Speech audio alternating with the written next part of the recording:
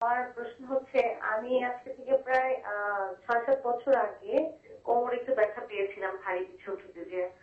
তো তখন থেকে আমার কোমরে হালকা হালকা পেন হয় ভারী কিছু উঠাইলে বা নুয়ে কাজ করলে। কিন্তু ইদানিং দেখা যাচ্ছে আমার হাঁটুতে প্রচন্ড ব্যথা। আমি অনলি 23 ইয়ার্স, হাঁটুতে প্রচন্ড ব্যথা হয় আমার। আপনার ব্যথাটা কি কোমর থেকে হাঁটু পর্যন্ত না শুধু হাঁটুতে? শুধু হাঁটুতে। আচ্ছা জি, দর্শক আপনার বয়স সম্পর্কে আমাদেরকে একটু জানান। 23। হ্যালো, 23। আচ্ছা ধন্যবাদ দর্শক, আপনি আমাদের সঙ্গেই থাকুন। আচ্ছা, ওনার উত্তরটা দিয়ে আসি, তারপরে আরেকটা কোশ্চেন ওই যে স্কাইপিতে যিনি ফোন দিয়েছিল ওটা কিন্তু আমরা এখনো দেইনি।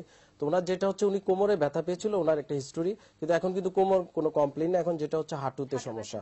তো হাঁটু ব্যথার অনেক কারণ হতে পারে। হাঁটু ব্যথার কারণের ভিতরে সবচেয়ে যেটা হচ্ছে বয়সজনিত কারণ, সেটা 40 ঊর্ধ্ব প্রায় নরনারীরা ভুগে থাকে, যেটা আমরা বলি অস্টিও আর্থ্রাইটিস অফ নি, হাঁটুর অস্টিও আর্থ্রাইটিস।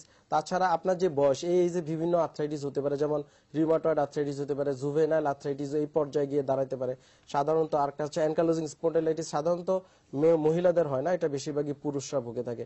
অনেক কারণে হাঁটু ব্যথা হতে পারে, অথবা আপনি যদি হাঁটু গেড়ে ঘন্টার পর ঘন্টা কোনো কাজ করেন তা থেকেও হাঁটু ব্যথা হতে পারে, হাঁটুতে আঘাত পেলে হাঁটু ব্যথা হতে পারে।